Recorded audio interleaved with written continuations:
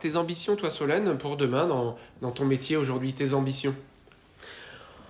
Mes ambitions. Alors, j'ai toujours 50 idées à la seconde, donc il faut. Moi, ma difficulté, c'est de centrer sur quelque chose, sur un truc en particulier. Mais j'ai plein d'envies, j'ai plein de projets qui me tiennent à cœur, et je trouve que l'entrepreneuriat, ça permet aussi de sortir un peu du mode automatique. euh, et d'exprimer en fait tout ce qu'on est capable de faire librement. Tu vois, moi j'ai pas de contraintes, j'ai personne qui me dit bah non c'est plutôt comme ci, plutôt comme ça. Je suis plutôt libre de créer ce qui me plaît et de tenter et de voir si ça fonctionne. Donc moi ce que j'ai envie c'est de continuer à m'établir dans ce métier parce que je trouve qu'il me va bien. C'est un métier dans lequel je m'épanouis, je me sens à ma place. J'ai toujours encore des choses à raconter aussi, à transmettre, puis je continue à me former bien sûr aussi à côté, hein. Et j'ai envie d'être dans le paysage breton de manière incontournable, on peut dire ça, ce serait ça l'ambition, c'est de rester et de perdurer dans ce milieu. Ok. Quelle est ta vision pour les Jeux, là? Tiens, tes pronostics ou de quel œil tu vois ces Jeux Olympiques à Paris et en France? Pronostics, j'en ai pas. Je me risquerais pas à aller sur des pronostics. Mais par contre, je trouve ça exceptionnel de pouvoir faire participer tout à chacun au jeu.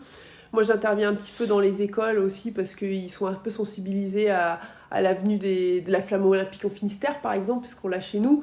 Donc, toujours dans l'idée de transmettre, moi, c'est quelque chose qui m'intéresse énormément parce que j'ai conscience aussi que des fois, la réussite, que ce soit, je pense, dans le boulot, que ce soit dans le sport ou ailleurs, des fois, c'est une rencontre, c'est un discours, c'est une phrase que quelqu'un a dit et qui nous fait réfléchir, qu'on garde et qui nous transcende ou peut-être qui nous reste.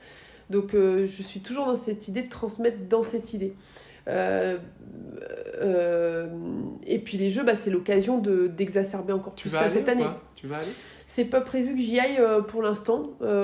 J'irai si j'ai la possibilité d'y aller, mais j'ai pas encore prévu d'y aller. Non, c'est pas programmé.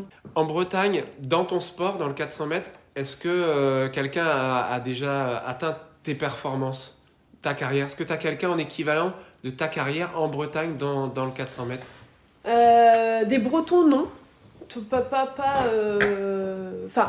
À l'époque où j'y étais, hein, non. Par contre, j'ai une athlète toulousaine qui est venue s'entraîner jusqu'en Bretagne pour justement, elle aussi, progresser et pour qu'on se tire un peu la bourre à l'entraînement, mais c'était pas une Bretonne. Donc on s'est entraîné beaucoup ensemble et puis on a progressé ensemble aussi. D'accord. Mais après, sur le 400, non.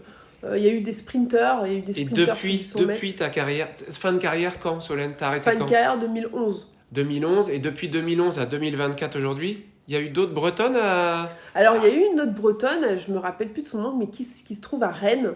D'accord. Et qui a battu mon record de Bretagne du 400. Donc, c'est l'année dernière ou l'année passée, je crois. Ouais, juste là, quoi. C'est-à-dire que pendant plus de 10 ans, personne n'a fait ce que tu as fait toi. Mais la difficulté, c'est aussi de s'établir vraiment dans le temps, en fait. Il y a beaucoup d'athlètes qui font des perfs et des fois qui progressent d'un coup et qui restent dans le paysage de 3 ans et qu'on ne voit plus après. La difficulté, c'est vraiment de perdurer dans le sport à haut niveau. C'est ça le plus dur. Parce que l'hygiène de vie est quand même drastique, les entraînements sont durs, mentalement, il faut tenir aussi. Et moi, j'ai jamais progressé violemment, j'ai toujours progressé doucement. D'accord. D'ailleurs, c'est ce qui m'était des fois reproché par la fédération. Ils auraient voulu que je passe un cap important juste avant les Jeux, mais non, moi j'ai toujours progressé étape par étape, step by step. Et c'est ça qui m'a permis aussi de rester et de durer. Ouais. En Bretagne, par rapport à ton palmarès, mais forcément, si tu étais la meilleure de France, tu étais la meilleure de Bretagne. Oui. D'accord. Et à quel âge tu te rends compte que tu es la meilleure de Bretagne? Assez tôt. Assez tôt. Parce que dans mon histoire, je commence l'athlétisme à 9 ans. Donc je commence avec mon père qui m'inscrit sur des courses pour gagner. Donc déjà, j'ai été éduquée dans cette idée de la gagne. Donc il m'inscrivait dans des courses. L'idée, c'était de gagner des courses. Et puis au bout d'un moment, j'en avais un peu marre des courses sur route et des crosses. Et je découvre l'athlétisme. Et je me rends compte qu'en fait, je cours vite naturellement et je saute loin aussi. Donc je fais du sprint, du saut en hauteur et du saut en longueur. Et naturellement, je progresse.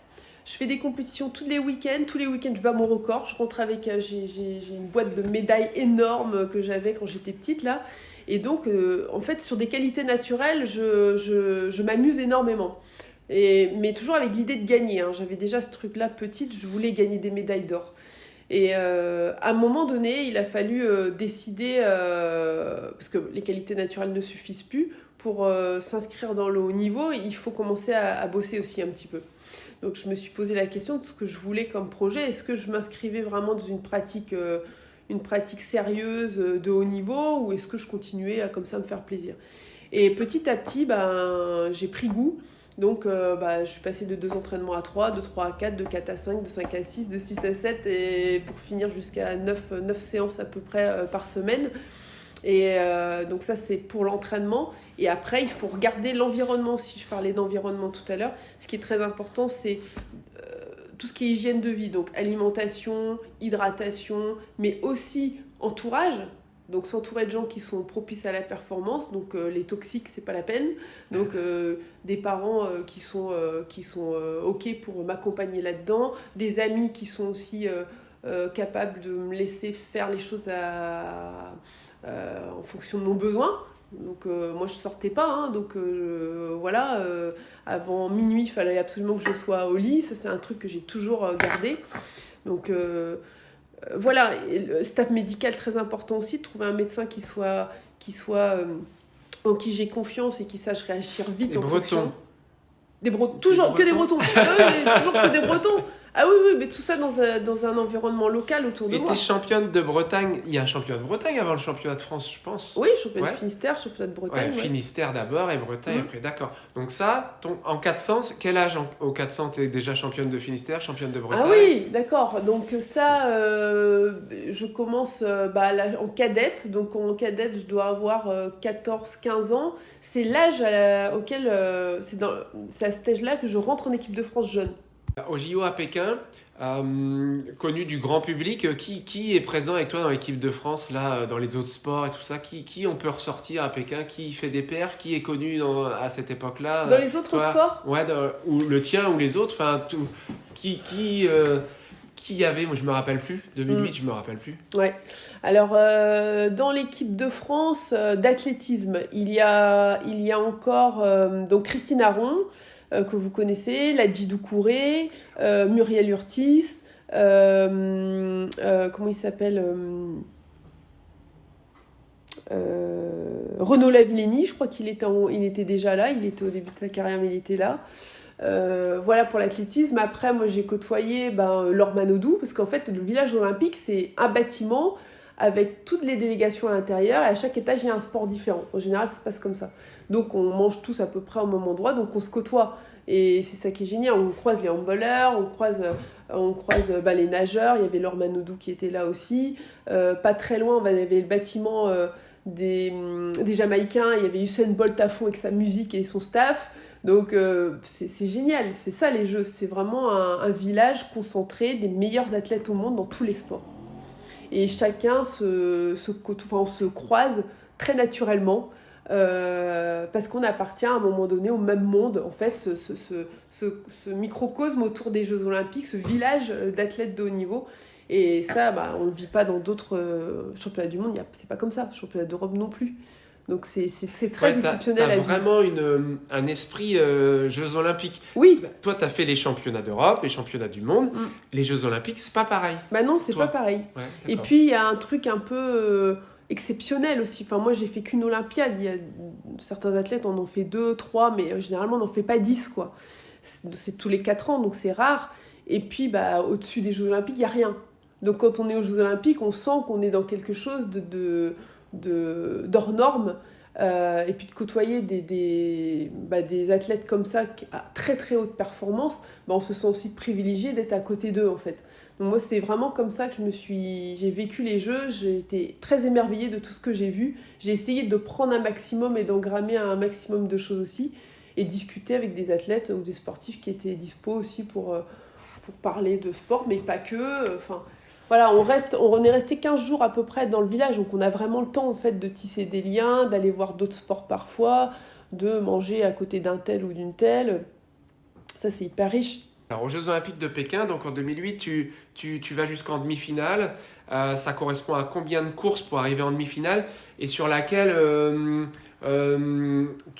d'abord sur laquelle tu as fait le meilleur chrono déjà et sur laquelle tu t'es le plus retrouvé, sur laquelle tu as pris le plus de plaisir, où tu t'es senti que tu étais vraiment dans ta course. Ouais. Il faut trois tours en fait pour arriver jusqu'à la demi. Donc j'ai fait 9e place. Il fallait faire 8 pour être dans la finale. Donc je ne peux pas passer à grand chose de la finale. Voilà. Et le souvenir, finalement, il n'y a pas vraiment de regret. Il n'y a même pas de regret parce que sur la demi-finale, j'explose mon record individuel. Et en fait, j'étais au top du top, je pense, de mes performances, oui, mais aussi de ma maturité en tant qu'athlète, en fait. Parce que j'avais déjà énormément travaillé, j'avais déjà fait plusieurs championnats avant, donc je connaissais bien le très haut niveau. J'avais réglé des petites choses aussi que j'avais à voir. Enfin, tout était propice au fait que je sois normalement performante à ce moment-là. Mais la difficulté, c'est qu'un 400, c'est moins d'une minute. Donc, on a moins d'une minute pour être au bon moment, au bon endroit, dans le bon état d'esprit et dans la course. Donc, c'est très aléatoire finalement. C'est vraiment, c'est pas comme un match de foot où on a le temps peut-être de se repositionner, à la mi-temps de revoir les choses différemment. Non, là, il y a une course et si on se loupe, on se loupe. Et c'est ce qui s'est passé il y a 4 ans auparavant, puisque j'ai loupé de quelques centièmes ma qualification aux Jeux d'Athènes. Donc ça a été dur psychologiquement à affronter. J'étais jeune encore, donc ça allait. Mais voilà, j'ai réenquillé pour 4 ans de préparation pour les Jeux, parce que c'est que tous les 4 ans. Donc 4 ans avec l'idée en tête d'avoir ces jeux en tête au quotidien en fait. J'ai organisé ma vie autour de cet objectif qui pour moi était le Graal. Et aussi, il y a un paramètre qui est hyper important, c'est que jusqu'au bout, bien souvent, on ne sait pas si on va y aller. Donc on fait tout ce qu'il faut, on met tout en place pour atteindre quelque chose qui est important pour nous, mais sans savoir si on va vraiment pouvoir le faire jusqu'au bout. Et je pense que même les athlètes qui visent le podium, parce que moi c'était pas mon cas, mais là c'est pareil. Il n'y a jamais aucune certitude d'être champion olympique ou d'être sur... c'est des championnats... il se passe des choses qui ne sont pas prévisibles à ce niveau-là. Il y a plein de paramètres. Il y a plein de paramètres qui viennent s'entrecroiser et qui font que et le donc résultat ta meilleure sera course au Jeu de Pékin, c'est ta demi. c'est ton meilleur chrono en fait. Ah ouais, c'est mon meilleur Tu chrono. bats ton record de France et tout ça là ou quoi? Alors, c'est ton chrono de l'année? J'ai pas le record de France. À cette époque-là, j'ai le 4e meilleur temps de tous les temps, sur 400 mètres. Ah oui, parce que toi tu passes après Marie-Josée Pérec, c'est elle Oui. qui a le record de France, je pense. Ah oui. Et puis entre-temps, il y en a 2 autres qui faisaient mieux que moi. Et à l'époque, j'avais la 4e place. Mais c'est toi qui fais le meilleur chrono de l'année quand même en 400? Oui. Parce que tu es plusieurs fois championne Oui. de France. Oui. Donc tu es plusieurs années à faire le meilleur chrono pendant plusieurs années quand même sur le 400. Oui. Et c'est ça, ok, Oui. d'accord. Au début de ta carrière, quand tu as commencé à faire des performances, Solène, d'ailleurs tu me renverras, tu sais, tout ton palmarès, on t'a proposé de changer de club parce que toi tu es bretonne, tu es vraiment attachée à la Bretagne et ton club d'origine c'est vraiment le Stade Brestois et tu y es resté. Alors vas-y, explique-moi pourquoi et pourquoi c'était important pour toi. En fait, j'ai toujours eu conscience que mon équilibre était aussi dans l'environnement dans lequel j'évoluais en fait. Donc pour moi, j'ai un attachement à la Bretagne qui est fort, j'ai des amis qui sont ici, j'ai une famille qui est ici aussi. Et en fait, le fait de rester ancré sur mon territoire, moi, ça me permet vraiment d'avoir un sas de décompression aussi. Parce que l'entraînement au quotidien, c'est difficile, la pression, c'est continuel. Il y a la pression de la fédération, il y a la pression des médias, la pression qu'on se met soi-même aussi. Et puis, tous ces objectifs... qui sont quand même assez ambitieux. Mais le fait de rester sur mon territoire et d'être dans un endroit où j'ai grandi, où je me sens en sécurité, et puis Brest, je connais Brest, je connais Brest comme ma poche, pour moi c'est rassurant.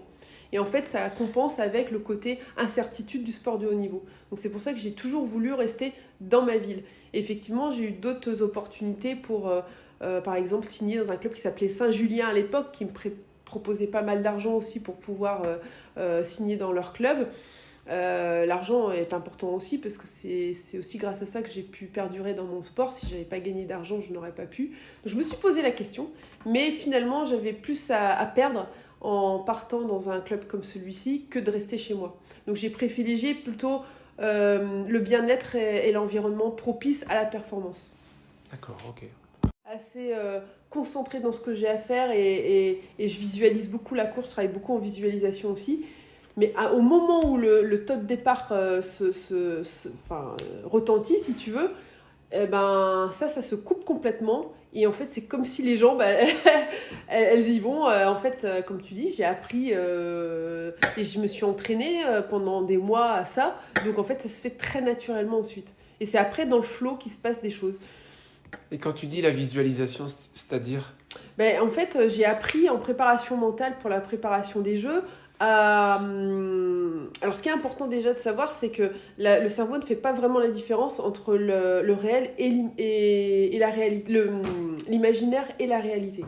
Donc, tu peux le duper de cette manière-là. C'est-à-dire que plus tu t'entraînes à visualiser une course, par exemple, je visualise une course en fermant les yeux, en étant concentré sur les moindres détails. Donc, je ressens les émotions que j'aimerais vivre.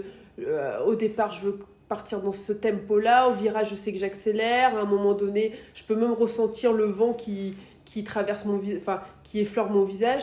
En fait, plus la visualisation est détaillée, plus elle donne l'indication au cerveau que c'est comme si ça avait été la réalité. Donc, tu peux construire un schéma mental comme ça, idéal.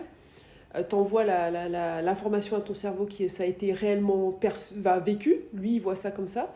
Et lorsque tu es dans la réalité, c'est plus facile de reproduire ça, en fait. Parce que c'est comme si tu avais déjà cette expérience. C'est devenu une gymnastique pour ton cerveau.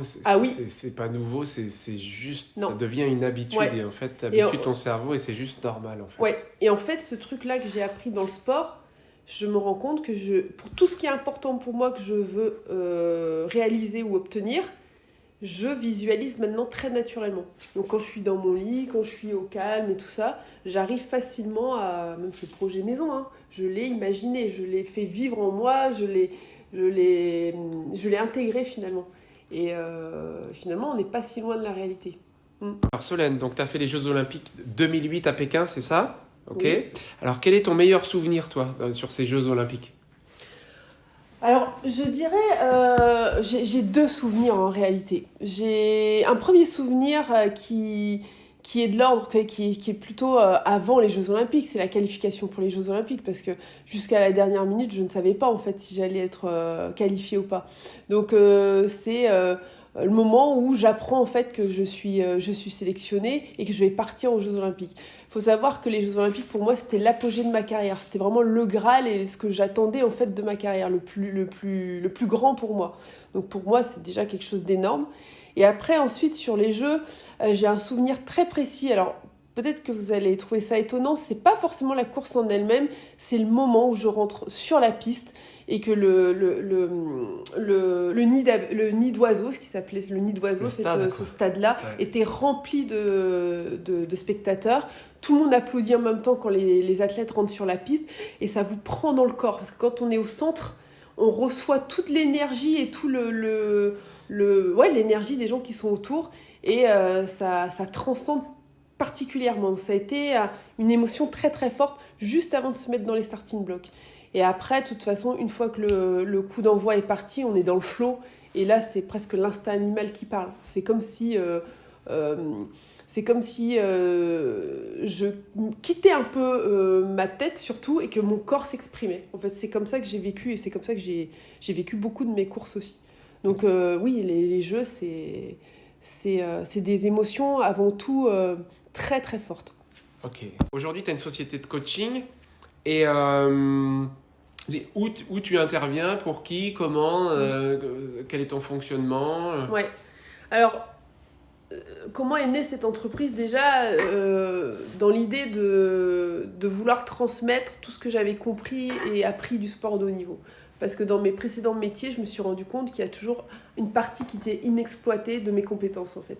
Donc j'ai voulu mettre ça en exergue et pour que ça colle le plus possible à celle que je suis, il fallait que ce soit quelque chose que je crée de moi-même en fait. Donc je suis partie de là, de tout ce que j'ai appris, compris mes compétences, mes connaissances, et j'ai créé une entreprise qui me ressemble. Du coup, c'est du coaching individuel, donc professionnel. Donc j'accompagne les personnes qui sont en transition pro et perso, en face à face, coaching individuel. Ensuite, je suis consultante en entreprise, hein, j'interviens en entreprise sur des thèmes de bien-être aussi et de développement personnel, donc gestion du stress, je le disais tout à l'heure, confiance en soi, résilience, échec. Et puis je travaille aussi comme formatrice dans une école de commerce, parce que ça c'est le côté transmission qui est important pour moi, et surtout pour les jeunes générations qui en ont besoin en fait. Donc, j'estime que c'est très important de travailler sur les soft skills, on travaille plutôt là-dessus à l'école. Donc j'ai ces différentes casquettes-là, et puis je donne quelques conférences aussi dans l'année. À ton métier d'aujourd'hui, ça, j'imagine que tu l'utilises Complètement. en conseil Oui. pour le développer chez les autres. Oui, complètement. Alors il m'a fallu quand même du recul sur ma carrière pour pouvoir extraire ce que j'ai appris et compris de plus important en fait, grâce à ma carrière sportive, en me décentrant un petit peu de l'athlète que j'ai été. Et surtout en m'intégrant dans une vie normale maintenant, professionnelle, puisque j'ai monté mon activité, et puis de femme, de maman, et tout ça aussi. Donc moi maintenant, l'effort que j'ai fait pendant quelques années, c'est de réussir à transférer ce que j'ai appris dans le sport à une vie quotidienne. Et je m'aperçois que tout ce que j'ai appris dans le sport me sert énormément au quotidien. Mais surtout sur l'aspect mental, moi la préparation mentale, pour moi, c'est ce qui est le plus important. Quand je traite des sujets sur la confiance en soi, la gestion du stress, la résilience, l'échec, en toile de fond, il y a toujours la manière dont je pense, comment j'entraîne mon cerveau à penser d'une manière qui est à mon service et qui va amener de l'énergie, qui va favoriser un certain comportement aussi. Je fais très attention à ma façon de penser, et quand je sens que je suis dans un mauvais mood ou un mauvais état d'esprit, je me décentre, je fais un pas de côté et je transforme en quelque chose qui m'arrange beaucoup plus. Ouais, et ça marche très très bien. Ça marche bien. C'est comme un muscle quand on veut préparer les abdos pour aller à la plage, pour être canon sur la plage. Là, moi, j'entraîne mon cerveau à réfléchir d'une manière qui m'arrange plus et qui favorise des résultats qui sont qui tendent vers la réussite ou la performance. D'accord, ok. Alors du coup, qu'est-ce qui était important pour toi par rapport à ton projet de maison, où tu viens de rénover une maison, donc où tu as fait un appartement dans la partie basse de la maison et un autre appartement dans la partie haute où tu habites aujourd'hui, où tu vis aujourd'hui, et tu as fait appel à Kiklo. Qu'est-ce qui était important pour toi dans ce choix justement ? Est-ce qu'il y avait un lien aussi avec ton attachement aussi à la Bretagne, l'environnement, etc. Kiklo, pour moi, c'est une entreprise, une entreprise qui est basée sur le territoire, qui appartient justement à la Bretagne et qui a son essence et ses valeurs, qui ont finalement des valeurs assez proches des miennes. C'est vrai que vous avez un esprit aussi, des valeurs du sport vous portent aussi dans votre entreprise. Moi, je me reconnais assez là-dedans. On a aussi travaillé ensemble sur un projet il y a 2 ans. Et donc l'entreprise Kiklo, pour moi, elle fait partie du paysage des entreprises que je connais dans le coin et avec lesquelles j'avais envie de travailler. Donc c'est tout naturellement que lorsque j'ai acheté cette maison et qu'il a fallu rénover la porte de garage et puis la porte d'entrée, que je me suis tournée vers vous. Parce qu'il y avait aussi il y a de la confiance, on se connaît aussi.